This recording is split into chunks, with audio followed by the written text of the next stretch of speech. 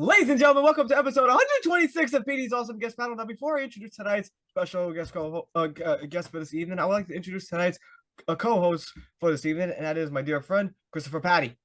Hey, yo. Oh, you really are the Ed McMahon to my Johnny Carson. You know that, right, Chris? You keep saying that all the time. Yes, it's become a running gag.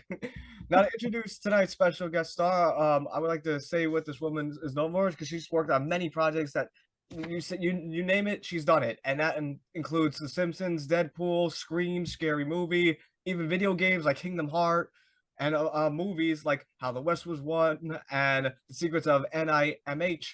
And she's a well-known and legendary singer and talented film composer. And my guest at this time is the legendary Miss Sally Stevens. Sally, welcome. How are you today?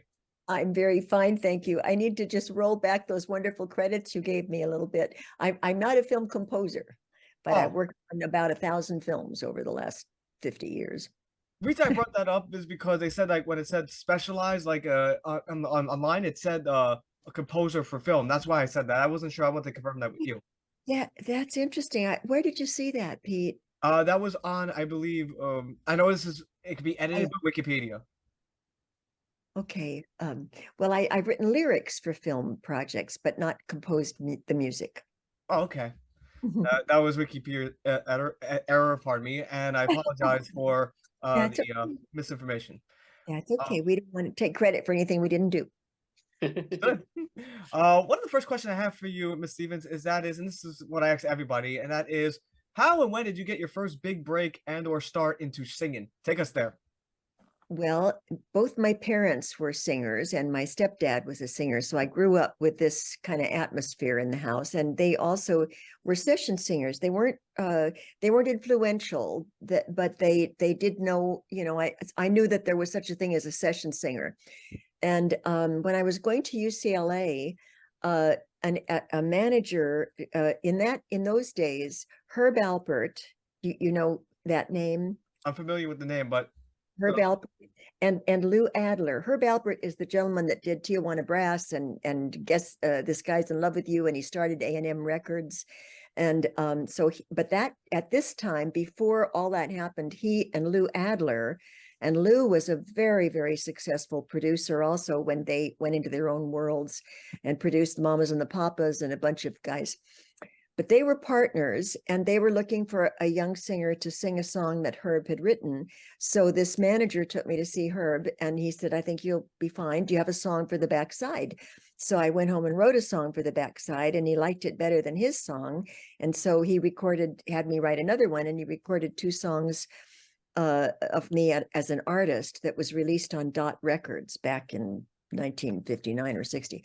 And shortly thereafter, I auditioned for the first road trip of concert tour that Ray Conniff did.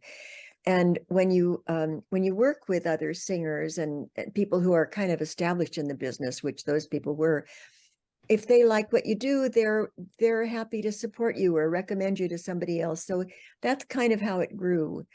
And I started doing songwriter demos, and the first film that I did was that How the West Was Won, which was 1961.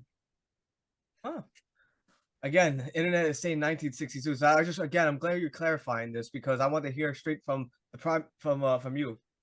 Well, it was probably released in 62, but I think we scored it in 61 because I was still pregnant with my daughter Susie when we scored it. Oh, okay. Yeah. Chris, you got a question. Are there any specific vocal exercise routines you swear by to maintain your voice's health and performance quality? Well, Chris, I try to vocalize, every so often, but I have this habit that has driven some people crazy, but I really think it's why I can still sing. And that is that I hum obsessively 24/7. I don't even know what I'm humming until I stop and listen to it and figure out what the lyrics were. But I think that has helped. And it's important if you want to really work at singing to vocalize and have enough training so that you know how to do those vocalizations and keep your voice in shape. All right, nice. Mm-hmm. One of the questions I wanted to ask you too, Ms. Stevens, is that because there was a I'm a big fan of The Simpsons, which a show we're going to talk about later, and you've done many work with them. And one of the questions I had for you in regards to that is during an auto commentary for one of the episodes of The Simpsons, they had that one of the I don't know which one, it was probably a writer. He said to the likes that during recording sessions, Kirk Douglas hated wearing headphones because it hurt his ears. Now, as a performer and as a singer, I was curious to know, like, when you wear headphones and when you perform, do you prefer wearing them on or off, like during recordings? Well, when you're recording, it's very helpful. What I've always done is I had one ear on and one ear off. And I think probably what Kirk was talking about is if there is any kind of a feedback for some reason in the system, you get this shriek in your ears and it can really cause harm. So, but yeah, I on our vocal sessions, we always worked with earphones because usually we were singing to a previously recorded track, or we were in a vocal booth and the orchestra was in the other part of the studio. So we'd use earphones. Oh, okay. And Chris, your next question. What would you say would be one key element that makes a good singer? Well, I think you had there's that natural element of having a voice that works in that way, you know, and that sounds nice. But to be a good session singer, good professional singer, you need to have a really good sense of it. I'll give you my priorities. If I'm putting a choir together, which I did many times over the years, I wanted people who were adaptable to adjusting their sound or the amount of vibrato in their voice, that were good sight readers, that had and most importantly, that had a really good sense of pitch, so that there was no out of tuneness, especially in the lead sections, but in any section. All right. And I agree with that, Miss Stevens, because I will say one thing about like your performance though is that you have this incredible ability to make people feel like when you're singing, like you have when you sing your presence, it's like the audience feels that though. Like I'll give an example, like two of them, which we're gonna listen to audios later of, and that is like you can you're a master of the vocal range that you can go from sounding like an ultimate badass singing like a really kick-ass song to like this song that was sung by like an angel or something. You can go from like a rebel badass to like the sound of an angel when it comes to singing. And that's what I That give you many kudos for. that's the highest compliment I've ever gotten, I think. Oh, and Thank you. we're gonna listen to some of your work very soon. But one of the questions I have for you as a singer, though, and for many years that you've had an experience on being a singer, and this is the question, and that is, can you share a memorable experience from working on a TV or movie, whatever it is, or even video games that was particularly challenging, but at the same token was rewarding? Gosh, Petey, as I mentioned earlier too, when we were just chatting, I've literally saw about 1,000 films. So it's hard to sift through the memories and pull up the, uh, uh, uh, Well, all works together, I guess, is what it comes down to. yeah, there have been times when, I was asked to do a style that I didn't feel I did particularly well. And you've referenced one of them, because I never felt like I was a really good belter, but on occasion for a couple of Simpsons end titles, that was the sound that was needed. So I did it. And if I listened to it in later years, I think it was fine. At the time, I thought, oh, I don't know if I did this very well or not. But, uh,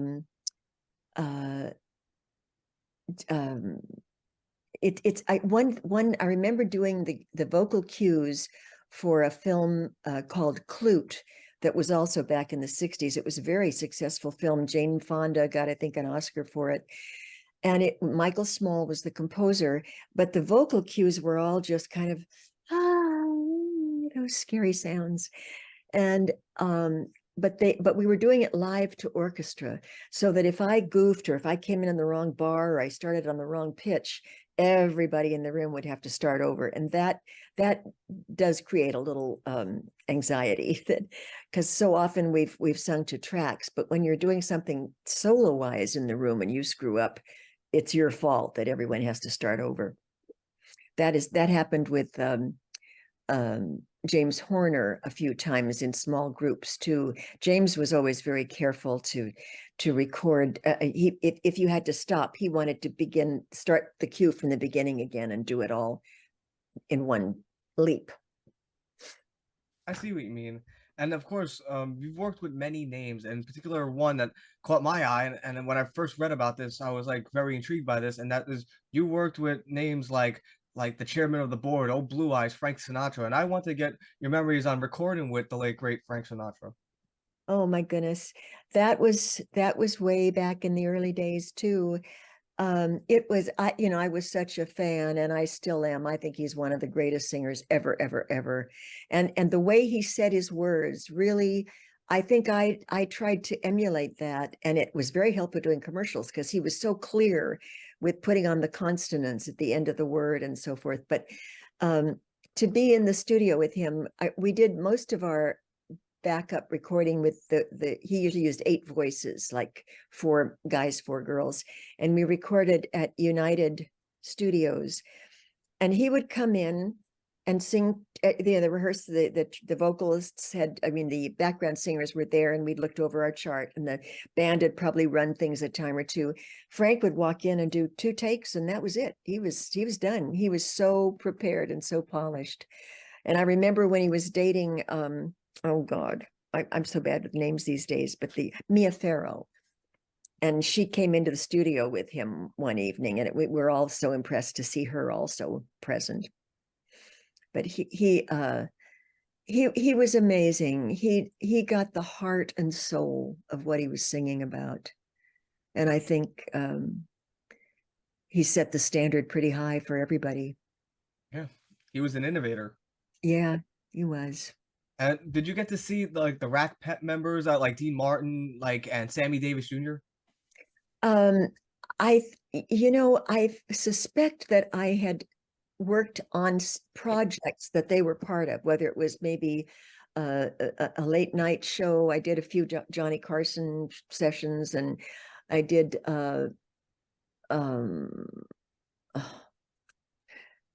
just forgive me, the Oscars, if they were ever involved with the Oscars, I worked on a lot of those, but I don't recall ever, working closely with them. Just also was a big fan of the whole group. Oh, okay. And you worked with so many names, and another person you worked with, I want to ask this, but I'm going to let my buddy here ask the question. So go ahead, Chris. Well, before I get to my next question, tapering off from like the Frank Sinatra question, what did you think of the creators of Married with Children using his song "Love and Marriage" as the main featurette for the intro?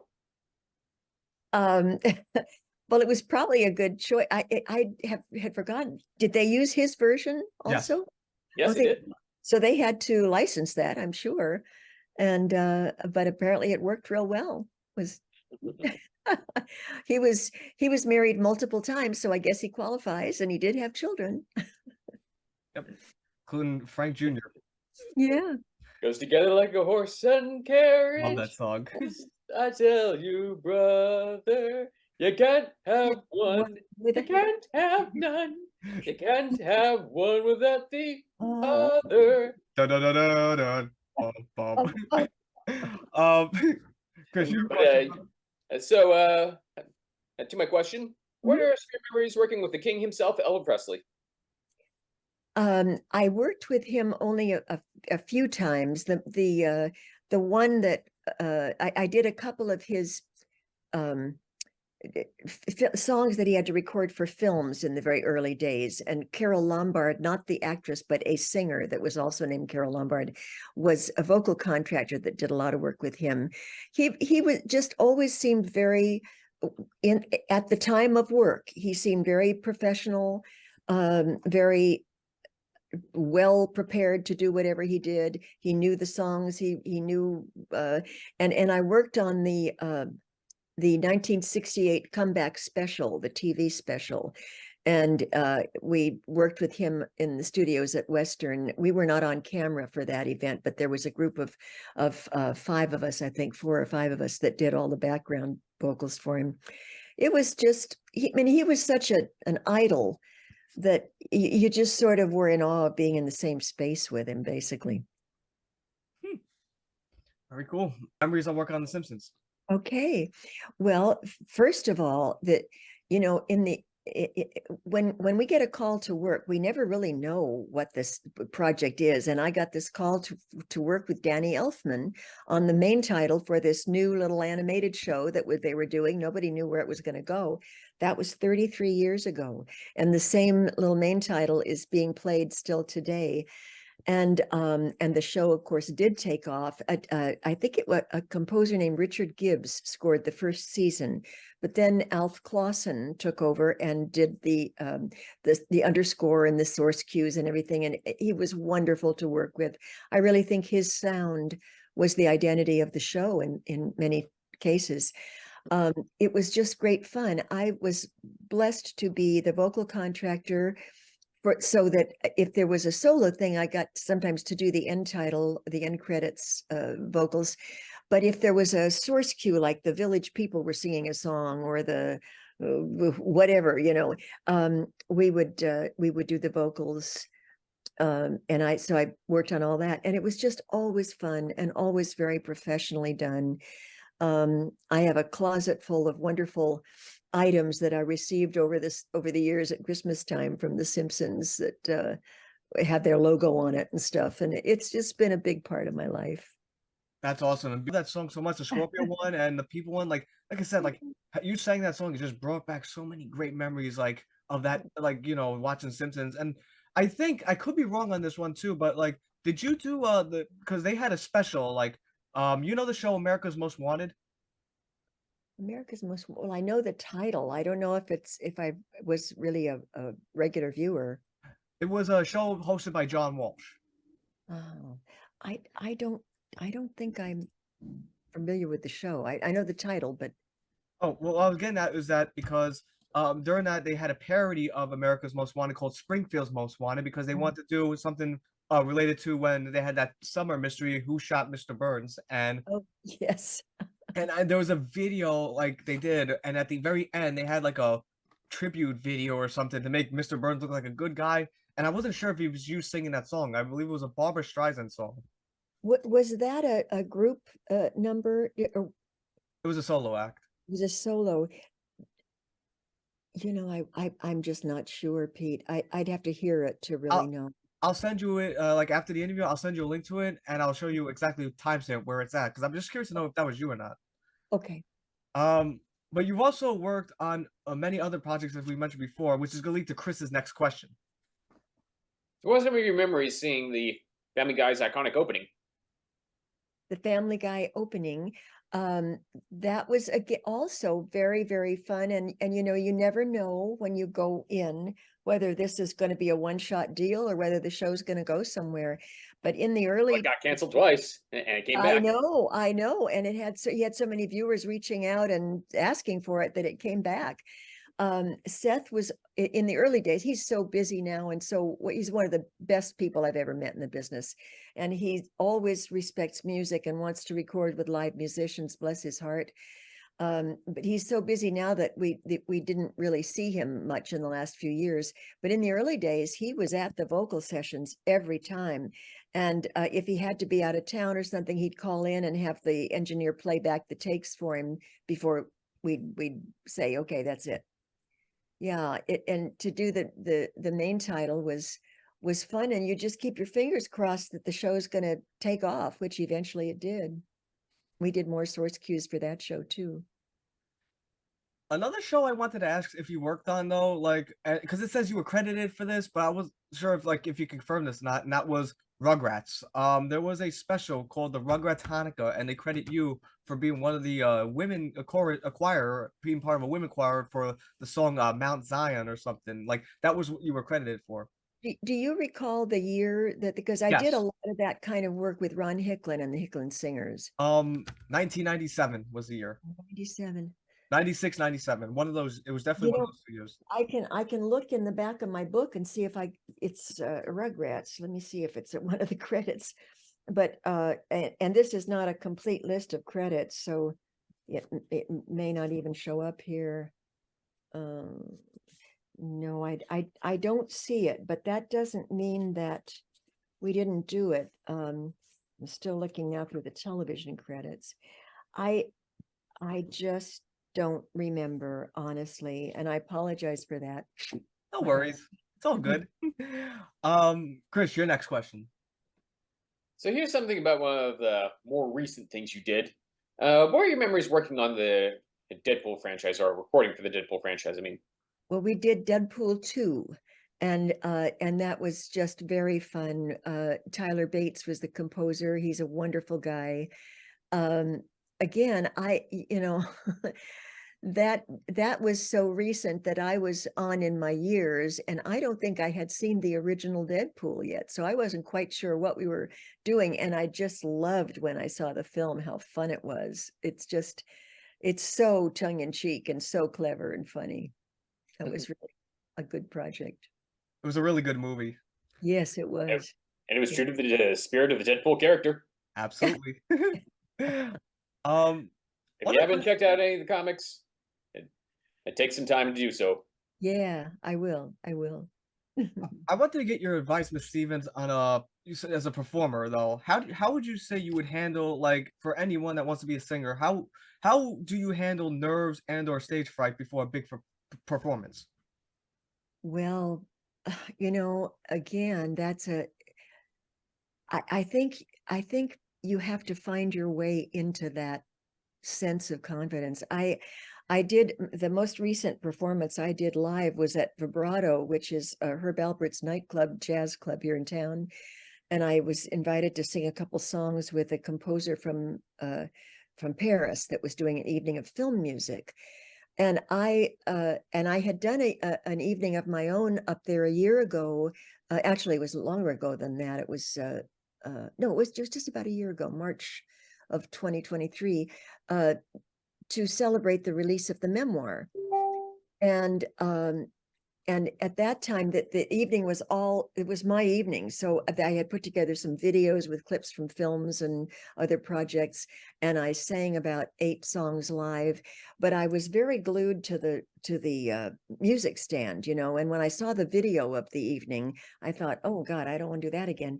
So for this last performance, I just drove myself crazy trying to memorize and know that I had the lyrics under my belt, and that I was more nervous about forgetting the lyrics than I was about actually singing. But I think, whoop, did we, wait, we've lost. Sorry? I just lost I must have clicked. There you are. Okay, I'm back. Um, I think, just to be sure that you're really prepared, that you're comfortable with the material, that you are comfortable with the circumstance, if it's a recording session or a live performance. The best advice is to don't cut yourself short with time to prepare, to rehearse, to memorize, and just beyond that, you just had to cross your fingers and move ahead. Understandable. Chris, you had a question? Can you talk about a collaboration that was particularly memorable or special for you? Yes, I can tell you about several. Well, when I had the opportunity to write lyrics for film projects, that was so special. And the first time I had to do that was for a film called On Any Sunday, and the composer was Dominic Frontieri, and it was about motorcycling. It was basically a sort of a documentary, but Steve McQueen was featured in it, and so that brought it a lot of attention. And I wrote the main title and sang the main title, and then I did a couple other another project with Dominic called Hammersmith is Out, which was not a very successful film, with Elizabeth Taylor and Richard Burton. I wrote a source cue for Dave Grusin for the film Absence of Malice. That was a little Christmas. It was to be a Christmas song that children were singing as they walked into church at Christmas time, and he wanted it to sound sort of British folkish, And so I wrote the song, and about 10 or 12 years later, he was involved with producing James Taylor's first Christmas album. and he wanted to submit the song to James and asked me to write a second verse because it was a very short song in the film. And so I wrote a second verse, and we did a demo of it, and James loved it. And I got to be in the studio at Capitol Records with James Taylor when you recorded it, and that was really a special experience. Oh, very cool. I have to ask too, like, also Miss Stevens, that you've made many performances, you've been to many different venues and performed. I was curious to know what out of all of them, which would you say was your most favorite venue that you performed at? Well, for like live small gatherings, the vibrato here in town is great. When I traveled with Burt Bacharach, we recorded a concert in Canada, Edmonton, Canada, that was for the British Broadcasting Company, and it was in 1972, maybe something like that. And it was wonderful because we did a concert live with a live audience, but they filmed it as it was happening. And that was very fun. That was a wonderful venue. Then we worked Lake Tahoe at Harrah's. We worked New York, the East Coast tent circuit, the summer theater circuit. We did concerts in Las Vegas at I trying to remember the several of the big hotels there. And those venues were always, wonderful because technically it was all set up properly and was great. Do you find it easier to work the smaller venues or the bigger venues? Well, I've never worked a big, like a 17,000 seat or a 5,000 seat venue by myself. When we did a concert from South America when we were on tour with Burt, that was like almost a Coliseum sized theater. And he invited me up to the piano at the end of the concert just to play and sing one of my own songs, which blew me away. I'll never forget that experience. But I think if I'm doing, when you're a soloist, but you're part of the name on the marquee, then they're there to hear Bert's music, and you're just part of it, and it's not scary at all. But when your own name is on the on the marquee, you want to be sure that you've got everything covered and it goes well. And I don't know that I could ever do that in a 5,000 seat auditorium. I would prefer a small venue. If you had a dream venue that you would love to perform at, yet you never performed at, what would it be? Golly, I guess Carnegie Hall, maybe something like that. Would you say Webster would be an option or no? Webster Hall? Webster Hall. You have to tell me where that is. That's in Manhattan. Oh, in Manhattan. I'm sure that would be a wonderful place to perform. I'm not familiar with it. I've worked on the Oscars, a number of years, and those always have been in very large venues too. Like for a long time, they were at the Shrine Auditorium, and then they moved to the thing that has changed names so many times I can't remember what it is now, but the big arena in Hollywood. Those are all they're all wonderful spaces to work in, and they're large enough that they can do a lot with the sets and the visuals and everything. Ah, okay. And Chris, before you ask your next question, I just want to ask Ms. Stevens, have you ever collaborated or recorded with Elton John? No, I wish I had, but he's a hero. He was an amazing artist, is an amazing artist. He's one of my favorites. I love him. I have at least 30 songs of him on my iPod. Oh my goodness. There would be no bigger dream team than to see one of my favorite female singers, that being you, Miss Stevens, and to see my favorite male singer, Elton John, team up. And to me, that's a power team right there, because that's just a group of just powerful voices that can run the vocal range. They can run the gamut. Well, you're very sweet, and I thank you for that. Anytime. Much respect to you, Miss Stevens. Thank you. Chris, your next question, buddy. How would you say the music industry has evolved since you started your career, and how have you adapted to these changes? I think the music industry has evolved in many, many ways. Technology has had a lot to do with it. When I started in the business, film scoring and most record sessions even were done live with everybody, the musicians, the singers, the artists, all in the room together. that began to shift when technology changed, I think, and probably also the production process. Maybe they felt they could get things done better if they focused on the background vocals or the string section or whatever. But this is true of film scoring too. For the first 20 or 30 years that I worked in the business, most all the scoring was done live. The choir, the instrumentalists, all on the scoring stages at Fox or Sony or Warner Brothers. Then that began to change too, and everything sort of switched to, they do a basic track maybe with the rhythm section and the horns, and then the strings would come in, and then the vocalists would come in sometimes the next day or 2 or 3 days down the road when the tracks were all done. And it was I don't think that it changed the cost of things, but it probably improved the technique, the quality of what they could get when they could focus just on the vocalists or just on the strings. Or then along the way, I think the bottom line became a huge aspect of it all. And the AFM, the AFM union and SAG and AFTRA, we've always been a part of supporting of each other, very supporting of each other.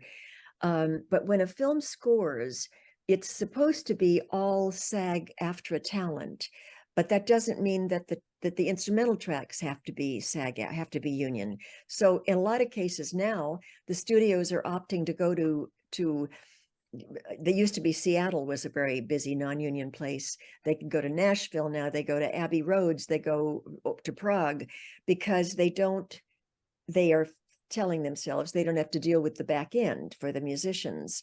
What they forget is that the singers become part of the cast, and that's already covered by the production studio. So it doesn't add to their costs to have the vocal tracks done here, but it does add to their cost to do the musicians, because they have to, there's a back end payment that is separate and apart from SAG and AFTRA. So I think that the bottom line has changed things a lot. I also think that, when I started back in the 60s, the people that were still running the studios were creative people. They were people who had a lot of respect for Hollywood, for the whole process.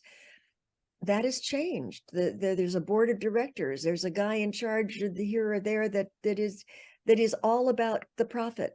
And I think it's changed the dynamic of things in a sad way for me. That sucks. Yeah. I'm sorry about that, Miss Stevens. Yeah. But hopefully they're and the pandemic also was very crucial to the business, because all the recording had to be done remotely, what little there was. So even if they were scoring musicians on a scoring stage, they had to have these big plastic dividers between the musicians, and mics separately mic'd and everything. And they did some choir work that way, but the smaller ensembles of vocalists they would do remotely. And a lot of the young singers now have had to set up their own studios at home. Many of them had those already, but that requires a skill and an understanding and the proper equipment. So now that things are back more active, the scoring is coming back a little bit. There have been some big film projects in town here, but I have a feeling that for the solo singers and the small ensemble singers, that remote recording may continue to stay in place for a lot of the projects. And it's not quite as fun as being in the studio with, your fellow singers and blending together and stuff. No, nothing is. I mean, there's nothing more fun than the actual experience, as opposed to like a virtual one, right? Yes. We talked about also, like, you performed as a solo artist and you performed in an ensemble. Do you have a preference between singing as a solo artist or working in an ensemble? To be honest, I really love the solo work, and that's what I wanted to do at the very beginning of my journey. I wanted to be a songwriter, singer, artist. But when you get included, you start to be a part of this session singer world that is so hard to get into, because it's very competitive. And if you don't show up for a job, they might find somebody else that they like better. So that really became the focus for me. I'm grateful and loved the solo opportunities I had along the way.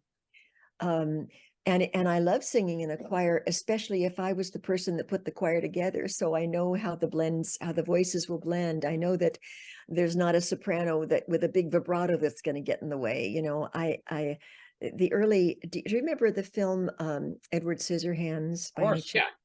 Well, that was my first film. No, I think I did Pee-wee's Big Adventure with Danny Elfman, but Edward Scissorhands was like the second film I worked on with him. And we had a women's choir, and I loved the vocals from that project because it was a very kind of breathy, pure, floaty, straight tone. And I loved singing in that way.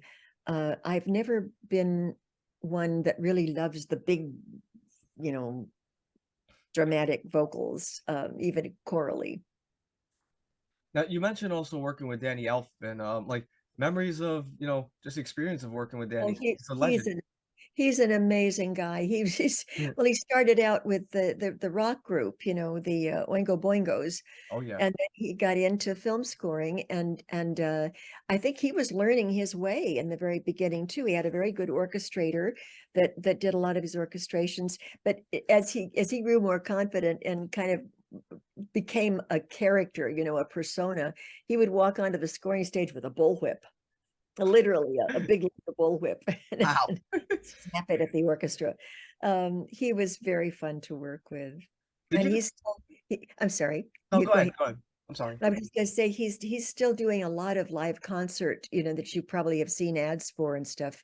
He does the Hollywood Bowl and other large venues with the Nightmare on Elm Street, or those, and he's one of the characters now. He's performing as one of the characters.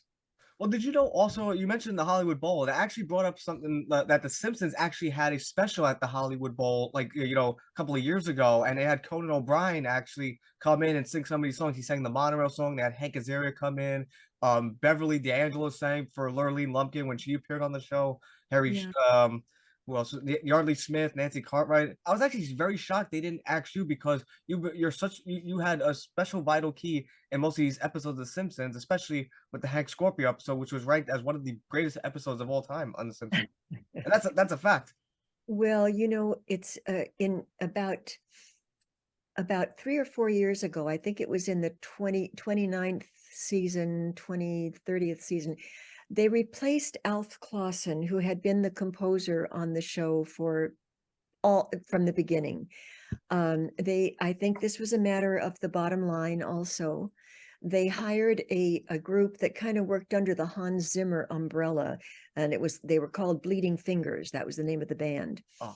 And they began to do the music, and I think part of the plan was to switch over to more synth orchestrations. But the first couple of shows that they did that way, the producers were not happy with. So they went back to scoring with a live orchestra, more or less. You know, they would do a smaller ensemble maybe. And the Bleeding Fingers team would do the vocal demos and often the vocals. And then they changed their music contractor, and a gentleman named Peter Rotter took over the musicians contracting. And he eventually, within the year or so, brought in his own vocal contractor. So I have not worked on any of the shows for probably about 3 or 4 years now, 3 years. That's And unfortunate. It's unfortunate. I'm sorry I didn't cut you off. I was just gonna say that's unfortunate because you're such a very talented singer, and any role you land, whether it's Simpsons or Family Guy, you name it, it's like this is just it. You make the audience feel, and like when you sing, it's storytelling. Like for it, when you sang the Scorpio theme, you're telling a story about how he's this maniacal boss who's very evil, but at the same time very good to his employees, i.e., by offering hot dogs and burgers and beer on Friday. um and then you go into like when the episode when Homer becomes a boxer and you're singing about like people like all over the world, and then you have literally like a visual of Mo like going around the world in the giant fan like saving people like from different catastrophes.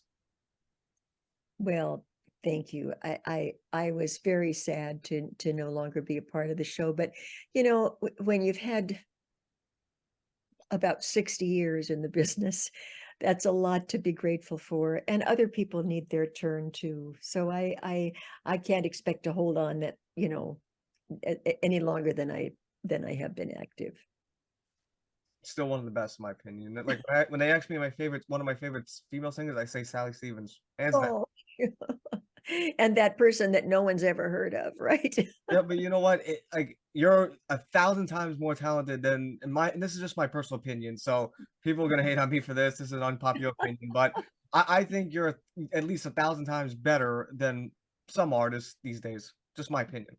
Well, you're very sweet. I thank you for that. Because like I said, you just do amazing storytelling. And we have a couple more questions before we wrap up though. And Chris, you go, amigo. What's some of your memories working on Avatar: The Last Airbender? Uh, I think there's a little bit of confusion about that. That you're talking about the new Well, Avatar. the original. Oh, the Last Airbender Yeah. was a live action film, and I'd worked on that with James Newton Howard, and that was as always, James was wonderful to work with. He was one of the best composers. The composers kind of switched over the years from being on the podium conducting their own music. Some of them preferred to be in the control booth so they could respond and suggest changes or bring this up, put that down. And James Newton Howard was one of those people. He worked so brilliantly from the control booth that he moved things along because he fixed things as we went. It didn't have to be remixed and stuff. And he was just always a joy to work with. And he sent the most delicious coffee cakes at Christmas time. Nice. I'm gonna ask this too. You brought up food, so this is gonna lead to my next question though, because I ask it to every single guest star on my show, and Chris knows this question too. And let me just start off with a factual statement, and that is whenever I'm not on a strict, almost military-like diet, because Miss Stevens, there's times where I would not eat until like literally dinner time because I would fast. I would fast until dinner time. That's what I usually do. But when I'm not doing that, I am an absolute foodie. And I know you worked on many different production companies, whether it was movies, TVs, you name it. I was just curious to know who had the best catering scene and which production company had the best catering scene, and did you have a particular favorite meal in catering? Well, we didn't often have meals. The Oscars usually provided a meal on the breaks. Working on a movie set, we didn't, if you're just there to do the orchestra track and the singers, they usually have a table of nibbles and coffee and stuff. If you're on camera on a movie set, it's like a feast. They have, but I couldn't tell you because the caterers vary from project to project, so it's not necessarily the Warner Brothers caterers or the Paramount caterers. It's just whoever that production company is using. When Alf was doing the scoring for The Simpsons, there's a wonderful place here in town that he always used to have them bring. Oh, I'm so bad with names of things these days. I apologize, but damn. They would bring these little wrapped baked goods with meats and sweets and all kinds of stuff, and that was something we looked forward to as we waited to go in and sing.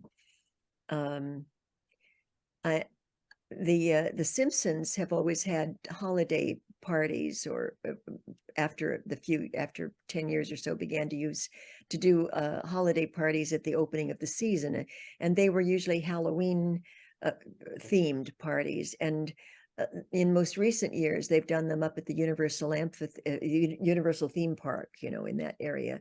And you could just go from stand to stand and try anything that looks good to you, the pizza or the ice cream or all that stuff. Very cool.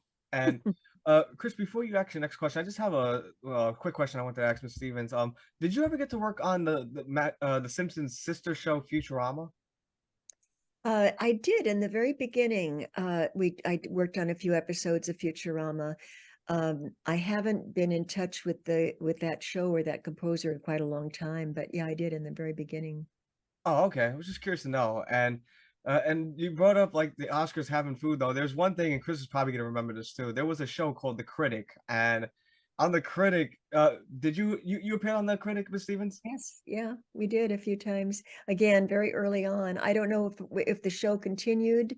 I don't. I think it wasn't a long run, but No, No, yeah, unfortunately. sadly, it only had 2 seasons. But when it was on Fox, there was an episode where like they had like an Oscar theme one where like and they go backstage and then he's about to grab one of the Oscars and he's peeling it and it's like literally chocolate, like it's an Oscar, but like like those yeah, walk golden eggs that were like when you unwrap it, it's a chocolate egg. yes, Like this is yeah. a chocolate Oscar. Like, could you Chocolate imagine if they had like an actual chocolate Oscar?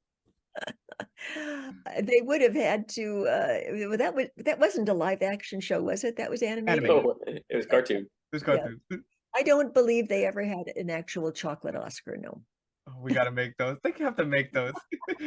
Um, Chris, I'm sorry. Your question, buddy. So, what are some of your memories of working on the Kingdom Hearts series? On which? The Kingdom Hearts series. Kingdom Heart. It was a video game. Yeah.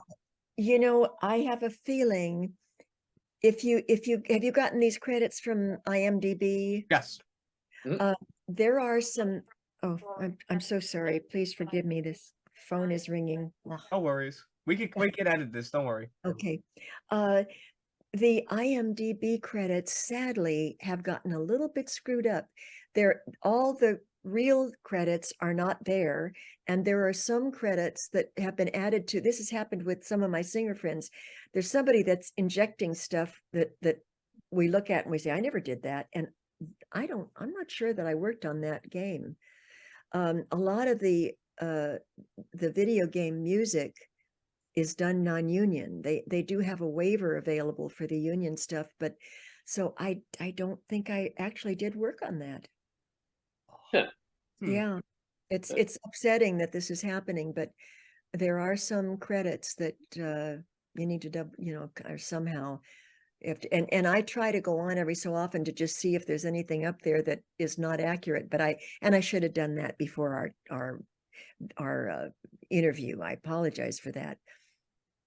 No worries. No worries. It's Actually, fun. I think that maybe it's been going on as far back as like 2017, really, because I remember that at one point I was looking on Adam Small's profile. He's like a comedy writer who did my like favorite shows back in the day called Gary and Mike, and I thought I saw like a credit of his where it showed him working alongside Fax Bar once more, and when I posted that on the Gary and Mike wall for that's on Facebook, uh, he actually like clarified this that he was not really doing that, and I had to take down the post just for the sake of integrity. Yeah, sure. Yeah, you have to be a little careful. There's what is there is literally, I mean, just a fraction of what I've done all the years, but there are and sometimes there'll be a vocal contractor credit for something that says Edie did it and somebody else did it, or says I did it and Edie did it, so it's gotten, I don't know who's responsible for these things and why they don't authenticate them more carefully, but there are some things that are a little strange. It's like they're creating their own Mandela effect or something. Yeah. And well, we're gonna wrap up very soon, Miss Stevens, and we're gonna have some final questions and comments right now, and we're gonna start with you, Chris. Any final comment and or question for Miss Stevens? What advice would you give to aspiring singers looking to make it in the industry? Well, I would say polish, be sure that you have had some training with sight singing, because if you're going to come to town and want to do choral work, you really need that ability. I would and I would say you'd probably have to be in one of the main areas of work, which would either be Hollywood, Nashville somewhat now is doing a lot of stuff, New York, Chicago. I so treasure and respect the importance of the unions. I've served on the board of SAG and AFTRA, and they're now merged to SAG-AFTRA. But from the middle to late 60s, I was serving on the boards. And they benefit the performers so much that I would urge new young singers to try to look for projects that might audition for projects that might qualify them to join the union. And I know it's a chunk of change to join, but they provide, after you reach a certain earnings level, they provide health coverage, they provide a pension, and they set the standards for scales, and they monitor the reuse payments that are due to you, or the residuals from other broadcasts. So I would say polish your skills, have a professional attitude put together. It doesn't hurt. I mean, it's a great, everybody now kind of needs to do it, to have a website and post some of your work there, some of your training and your experience. Yeah, that's what I would suggest. And you can, there's also, there's a job position called the music supervisor, and they have websites. You can probably search out those people. And I would reach out to them, send them your demo, send them your website. Beautiful words. Well said, Mrs. Stevens. Did you have a final comment, Chris? I mean, just thank you, Mrs. Stevens, for being part of our childhood and giving us so many memories for so many things that we've watched throughout our lives. And sure, I guess even if you didn't do Kingdom Hearts, I appreciate it all the same. Well, thank you. It's been very fun talking to you guys. Let me ask you guys a question, if I may. Petey and Chris, Yes. how did your passion for doing this come to be? You go first, Chris, and then I'm gonna explain my answer.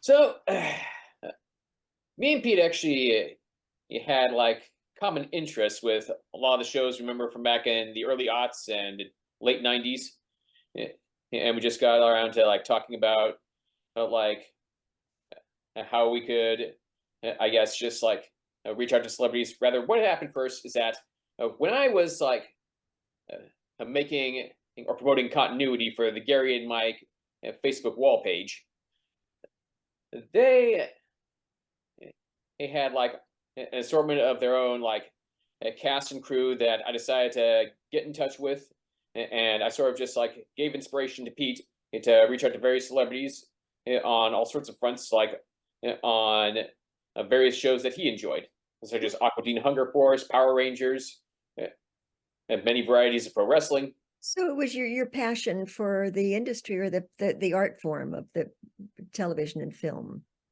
Yep, my passion for the arts itself. It just like it drove us to getting in this podcast. Great. And Pete decided to start it up, and I thought it was pretty cool. He eventually invited me on as a co-host, and I said, "Sure, let's do it." Very good. And Petey, how about you? Chris took the words right out of my mouth. I'm just gonna tell you something similar. I'm gonna paraphrase what Chris said, but he's absolutely right though. Yeah, so I like we said, Chris and I have passion for the art, for the art of entertainment, like for the passion of interviewing and podcasts. And I wanted to start a podcast where I can not only interview the people I absolutely loved and idolized growing up, whether it be an actor, singer, wrestler, you name it. And the premise of the show is basically to interview not only interview the guest star and let them know how grateful we are, like that myself and my co-hosts are, whoever it is, that could be Chris or mother. I'm babbling, sorry.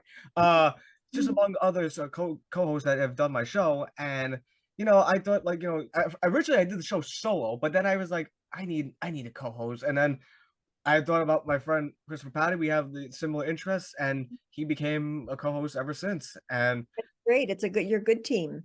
Thank you. And another reason why I started the podcast, because I love journalism. Like, especially I used to watch like, old news reports, like, from Walter Cronkite. Oh yes. I wish those days would come back. Same here. Just get the facts, just the facts, ma'am.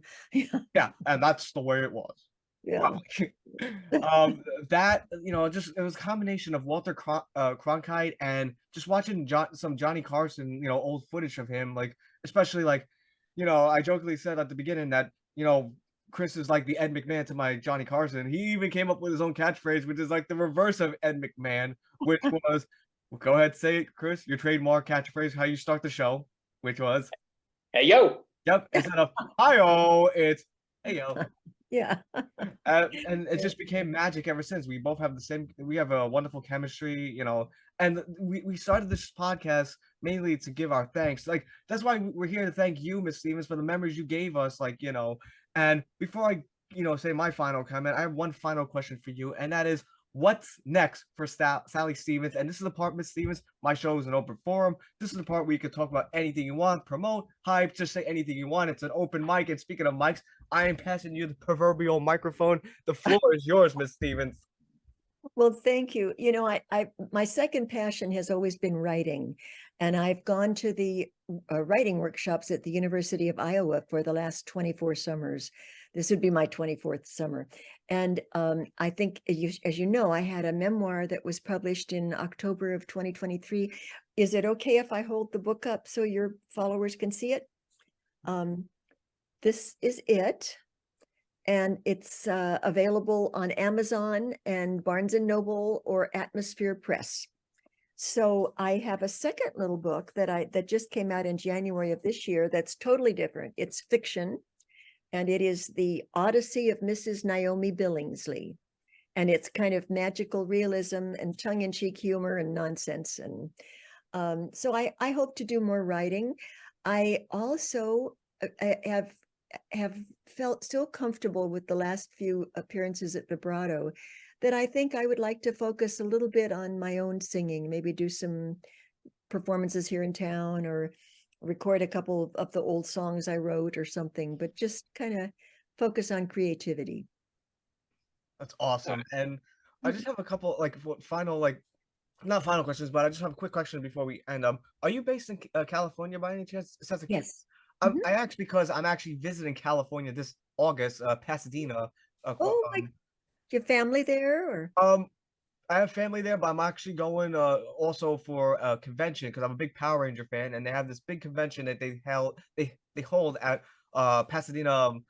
It's a Pasadena Convention Center, and they have something called Morphicon, and I'm going to be attending that this year in Wonderful. Pasadena. And I was just curious to know, like how far, like where your neck of the woods is from Pasadena. Well, it's not too far. Pasadena is kind of on the east side of LA, and I'm sort of on the west side, a little bit in the valley. I'm in Studio City, but it's not a million miles. You know, we'd have coffee. I'd be so on like if you ever have the availability, of course. Like I'm going to California. This is my first time going, and if you happen to be in the Pasadena area, I'd be super honored to meet you. Like both my fiance and I. Well, that would be very fun. Just let's stay in touch, and you have my email or the messenger thing. So we'll just see how the schedule goes. I'm not sure what my schedule is that far down the road, but if there's a way to do it, we'll do it. Awesome. And one last thing before we end. First of all, I just want to say this is gonna be my final comment, and that is, Miss Stevens, thank you for not only an amazing interview, but those memories you gave us as kids. I'm just piggybacking. I sound like I'm piggybacking what Chris said, but I really mean it because I sound like a broken record sometimes, and that's why I want to say it like this, like too. Like this is gonna be a broken record Pete talking here when I say this, is that you have this incredible gift where you could take a 30-something-year-old fan and bring him way down here and make him feel like that 6-year-old watching The Simpsons again. And I won't lie, hey, I'm gonna admit it. I won't lie. Like when I first heard the song when you sang "People" in that episode of Simpsons, I cried because of how beautiful you sang that song. It was so perfect. Like it was a perfect 10 out of 10. I would say 100 out of 10, but that's not mathematically possible. Well, thank you so much. I'm sorry. Is that mathematically possible? 100 out of 10. I'm just saying it was just super excellent. Your performance is like a powerhouse performance. Well, thank you so much. And one last thing before we end, and I waited a long time. I waited since I was 6 to do this. And Chris, you know where I'm going to get with this, and that is we want to show appreciation for you, and that is with this. Thank you, Sally. Thank you, Sally. Thank you, Sally. I'm going to send you a copy of this interview as soon as I'm done. I promise. When it's all edited, I'm going to send you a copy. And this is not going to be the last time you hear me say very nice things about you, Miss Steve. Okay. You have an awesome night. Thank you again, Chris. Oh, Everyone, take care and have a blessed day. thank you so much. Take care. Easy. Bye-bye.